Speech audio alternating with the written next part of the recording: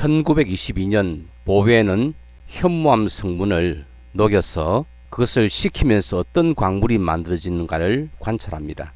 이렇게 해서 나온 이론이 보현의 반응 원리입니다. 안녕하십니까, 도를 아십니까입니다. 오늘은 마그마 속에서 광물이 어떻게 만들어지는가, 그리고 어떤 순서로 만들어지는가를 밝힌 보벤의 반응 원리에 대해서, 그리고 규산염 광물에 대해서 같이 알아보겠습니다. 규산염 광물은 규산기를 포함하는 광물이라는 뜻인데, 규산기는 규소 1개에 산소 4개가 붙어 있는 것입니다.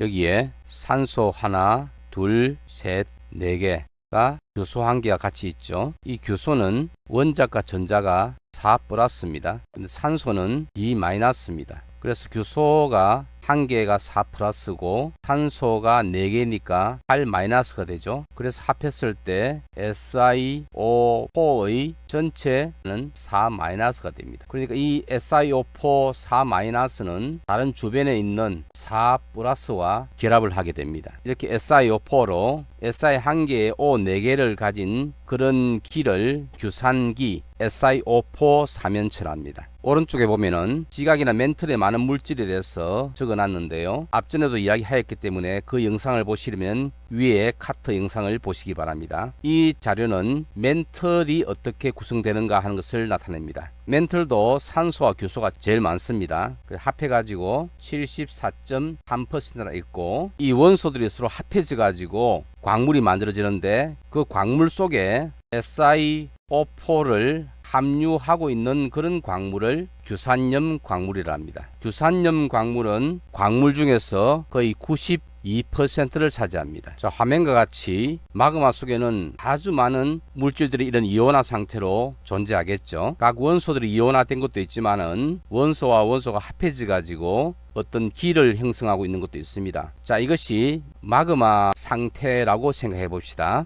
그 마그마의 성분은 전체를 합하면 현무암의 성분과 같은 상태라고 봅시다.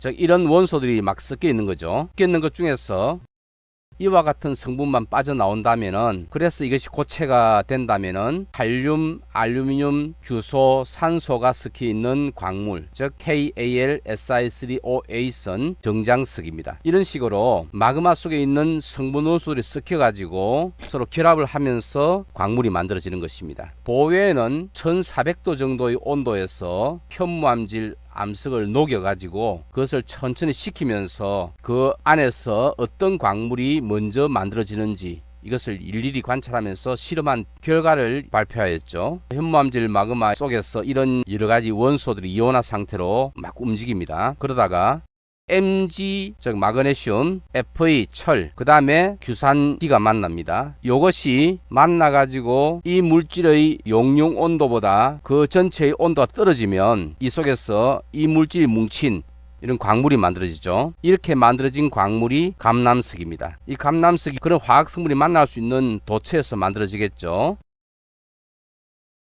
자, 이렇게 만들어져 가지고 생성된 광물이 감남석입니다. 즉 마그네슘 1개, 철 1개, 규산기 1개 이렇게 있는데, 실제로는 감남석의 마그네슘과 철의 함량의 비율은 유동적입니다. 어떤 경우는 마그네슘 100% 있을 수도 있고 철 100%도 있을 수도 있고, 하지만 대개 마그네슘과 철의 함량이 특정되지 않은 비율로 섞여 있기 때문에 이렇게 화학식을 MgFe 가로 속에 넣어 가지고 표시를 합니다. 이 감남석은 마그마 속에서 처음 만들어지는 광물이기 때문에 그 구조가 굉장히 단순합니다. 감남석의 구조를 보면 규산염 3연체, 즉 SiO4 3연체 그 옆에 마그네슘이나 철이 들어가 가지고 하나의 분자를 만들게 되는데요. 그 분자는 여기 보시면 이것이 한 개의 단위를 이룹니다. 이때 이 속에 포함되는 규소와 산소의 비율로 보면 1대4가 되고, 이렇게 분자 속에 하나의 규산기만 있는 그런 형태의 규산염 광물을 독립 3연체형 규산염 광물이라 합니다. 감남석이 만들어지는 그 상황에서 또 다른 원소들이 모이면 다른 광물이 만들어질 수 있습니다.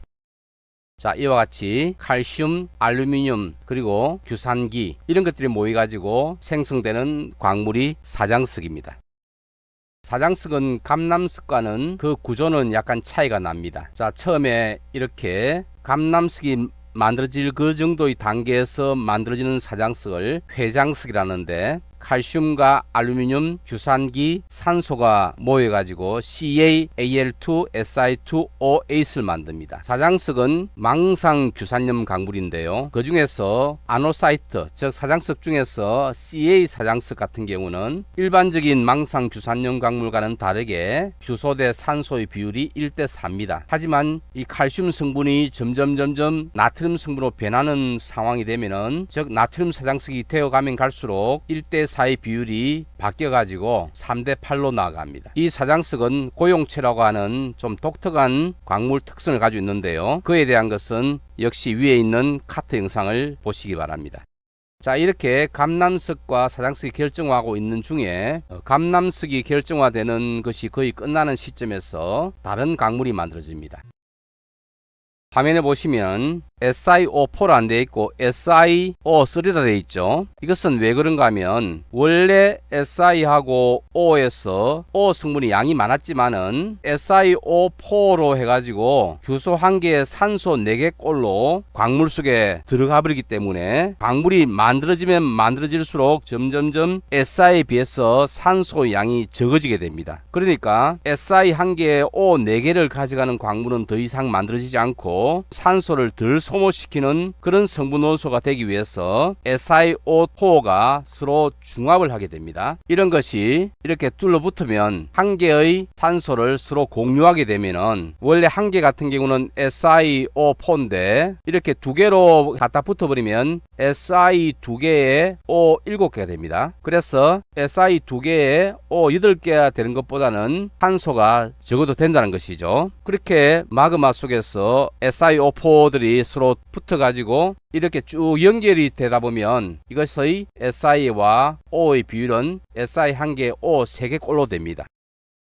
이렇게 성분이 모여가지고 생성된 광물이 휘석입니다. 휘석이 만들어질 때 사장석은 다른 성분을 규합해가지고 커지면서 성분이 변화하게 됩니다. 자, 휘석은 SiO4 사면체가 이렇게 한 줄로 쭉 늘어선 형태로 된 규산염 강물로서 이렇게 마치 사슬이 엮어진 것 같은 형태로서 쇠상 규산염 강물이랍니다. 그 중에서 한 줄로 늘어서기 때문에 이것을 단쇠형이라 하고, 이런 단쇠형의 특징 때문에 휘석은 광물 결정의 모양이 이 방향과 이 방향으로 해가지고 거의 88도에서 90도 정도, 그 정도 되는 형태의 광물 결정 구조형을 갖습니다. 그래서 휘석을 평광현명액 안에서 광물 내부를 보면 깨즈 모양이 이 방향과 이 방향으로 해가지고 거의 90도를 이루죠. 이런 휘석은 하나의 사슬이기 때문에 싱글 체인이라고, 이런 휘석은 규소 대 산소의 비율이 1대3입니다. 위에 분자식을 보면 Si 1개에 산소 3개죠. 이런 식으로 마그마 속에서 처음에 감남석 같은 경우는 Si가 1개에 산소가 4개였잖아요.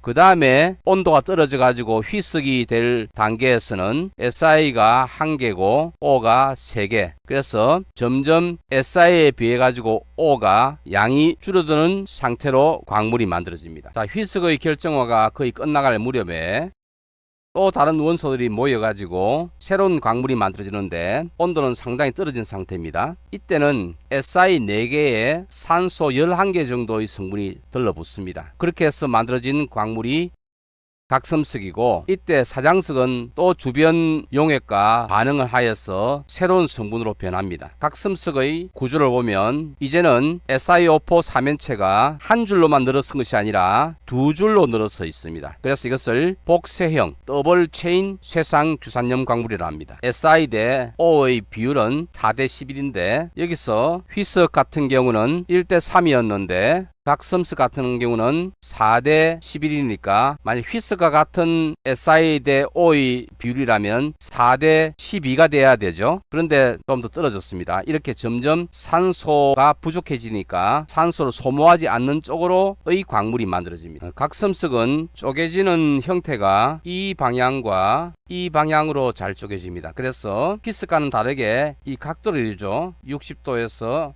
요거는 120도 정도 되겠네요. 정확하게는 이렇지는 않습니다. 광물의 결정 형태는 휘석보다는 조금 더 길쭉한 형태로 나타나고, 평광현명에서 보면은 이 방향과 이 방향이 비슷한 각도로 이루죠. 그리고 온도가 더 떨어지면 또 다른 성분들이 모여가지고 새로운 광물들을 만드는데, 이때는 Si가 2개, 산소가 5개인 광물입니다. 그것이 바로 흑운모입니다. 흑운모는 이 쇠상으로 되어 있는 것보다 더 많은 것들이 눌러 붙어가지고 청상으로 결합을 하여 있습니다. 이렇게 한 층 한 층 결합하다 보니까 흑운모는 아주 얇게 청청이 광물이 결정화되는 경향이 있죠. 그리고 규소와 산소의 비율은 2대5입니다. 그리고 온도가 더 떨어지면 이렇게 모여가지고 약간 분홍색을 보이는 정장석과 흰색을 보이는 또는 투명한 석영이 만들어집니다. 이 정장석과 석영은 망상규산염 광물로서, 정장석의 경우에는 규소 대 산소의 비율이 3대8, 석영의 경우는 규소 대 산소의 비율이 1대2입니다. 그리고 정장석 같은 경우는 어떤 깨어지는 방향이 생길 수가 있지만은, 석영 같은 경우는 깼을 때 방향성을 보이지 않고 이렇게 마치 유리 같은 것이 깨어지듯이 그렇게 깨어지죠. 마치 조개 껍데기 같은 형태로 깨진 데서 패각상으로 깨진다고 이야기합니다. 1922년 캐나다의 광물학자 보웨는 현무암을 1400도 이상에서 녹여가지고 그것을 냉각시켜가면서 그 변화를 관찰했습니다. 이것은 마그마에서 광물이 정출되는 원리를 밝힌 것으로 보웬의 반응 원리 또는 보웬의 반응 계열이라고 합니다. 왼쪽 사진은 1951년 노년의 보웬이고, 오른쪽 사진은 현재 퍼듀 대학의 보웬 실험을 해볼 수 있는 장치를 구현해 놓은 것입니다. 보웬의 반응 원리를 정리해 보자면, 보웬은 1400도 정도에서부터 현무암을 용융시키 가지고 냉각을 시킴에 따라 가지고 어떤 온도에서 어떤 광물이 만들어지는가를 실험을 한 거죠. 그래서 온도가 떨어지면서 1200도 정도가 될 때 정도까지는 만들어지는 광물이 감남석과 칼슘이 많은 사장석이 만들어집니다. 온도가 떨어져 가지고 1100도 정도 되면 휘석이 만들어지고, 사장석은 칼슘 성분에서 약간 나트륨이 더 들어가는, 즉 칼슘과 나트륨이 함께 포함되는 사장석이 만들어집니다. 칼슘에다가 나트륨이 들어가는 사장석. 이것은 칼슘 사장석에서 그 주변의 용액과 반응을 하여서 만들어진 사장석입니다. 그리고 온도가 1000도 정도 또는 900도 정도 떨어지면 각섬석이 만들어지고, 여기서는 칼슘과 사장석이 반반 정도가 들어간 그런 사장석이 만들어집니다. 이 사장석도 요 위에 있는 사장석에 플러스 주변 용액이 합해져 가지고 사장석의 성분이 변한 것입니다. 그리고 온도가 800도 정도 또는 700도 정도 떨어지면 그때는 흑운모가 만들어집니다. 이제 사장석은 나트륨이 좀 많은, 물론 칼슘이 들어있죠, 사장석이 만들어지는데, 이 사장석은 위에 있는 사장석에서 역시 용액이 합해져 가지고 성분이 변한 사장석입니다. 그리고 이제 온도가 700도나 그 이하로 더 떨어지면 거기서 정장석 또는 칼륨장석이 만들어집니다. 칼륨장석, 그 다음에 백운모, 석영. 자, 이렇게 광물이 마그마 속에서 만들어진 과정 중에서 이 감남석, 휘석, 각섬석, 흑운모 요렇게 되는 계열은 감남석이 만들어지고 난 다음에 따로 휘석이 만들어지고 따로 각섬석이 만들어지고 따로 흑운모 만들어지기 때문에 연속적이지 않죠. 그래서 이것을 불연속 계열이라 그러고, 이 사장석은 처음 만들어졌던 사장석에 주변의 용액이 반응을 하여 가지고 이것이 새로운 사장석이 아니라 반응한 결과물의 사장석이 만들어지거든요. 그렇게 계속해서 이 사장석과 용액의 반응, 이것이 연속되기 때문에 이 계열을 연속 계열이라 합니다. 지금까지는 온도에 따라 가지고 어떤 광물이 만들어지느냐, 즉 어떤 광물이 정출되느냐를 말씀드렸는데, 만일에 이 감남석, 휘석, CA 사장석 이런 것들이 만들어지고 있는 과정 중에서 그것이 그대로 식어버리면, 주로 감남석이 많고 휘석이 많고 CA 사장석이 많은 상태로 그대로 식어버린 요 상태라면 이것이 토고철질 암석이 됩니다. 자, 그런데 마그마 속에서 처음에 만들어지는 것이 감남석, CA 사장석 이런 게 만들어지는데, 이렇게 처음 만들어지는 광물들은 고체고 이 내부는 아직까지 액체이기 때문에 이 고체 물질로 굳어지면은 밀도가 커집니다. 밀도가 크다는 것은 무겁다는 이야기죠. 그래서 이 광물들이 만들어진 것들이 마그마 속에 이렇게 붕 떠 있는 것이 아니라 바닥으로 가라앉습니다. 자, 가라앉아 가지고 이것이 암석이 돼 가지고 나중에 발견된다면 이게 초고철질 암석이 됩니다. 자, 이렇게 가라앉고 나면은 이 액체 부분이 초기의 액체에 비해서 바뀐 부분의 액체는 구성하는 성분 비율이 변할 뿐더러 전체의 마그마 조성이 바뀌겠죠. 밀도가 높은 광물이 바닥에 가라앉아 고체가 돼 가지고 바닥에 가라앉아 버리고 나머지 액체는 결국은 화학 성분도 변하고 그 다음에 밀도는 낮아지게 됩니다. 그래서 요 액체는 다시 위로 올라오게 되죠. 그래서 새로운 마그마 방을 만들어 가지고 보입니다. 그래서 처음에 만들어졌던 때의 화학 조성을 현무암질이라 하면은 이 현무암질은 화학 성분이 변해 가지고 올라가 가지고 새로운 마그마 방으로 보이면 안산암질이 됩니다.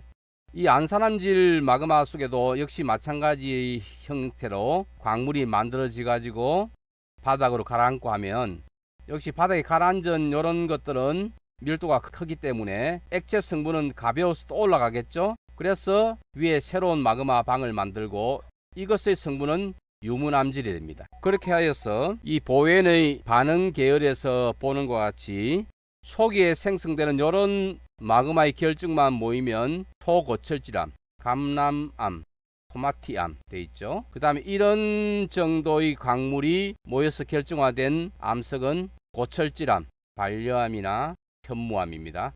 그리고 요 정도의 성분이 모여 있는 그래서 중성암이죠. 섬록암, 안산암. 그리고 상대적으로 낮은 온도에서 결정화하는 그런 광물만 모여 있는 이런 것을 규장질암입니다. 화강암과 유문암. 지금까지 보웬이 실험을 하여서 밝히는 사실을 토대로 마그마 속에서 광물이 어떻게 만들어져 가지고 암석이 되는가 하는 것을 이야기해 보았는데요. 그 과정을 다시 한번 더 살펴보죠.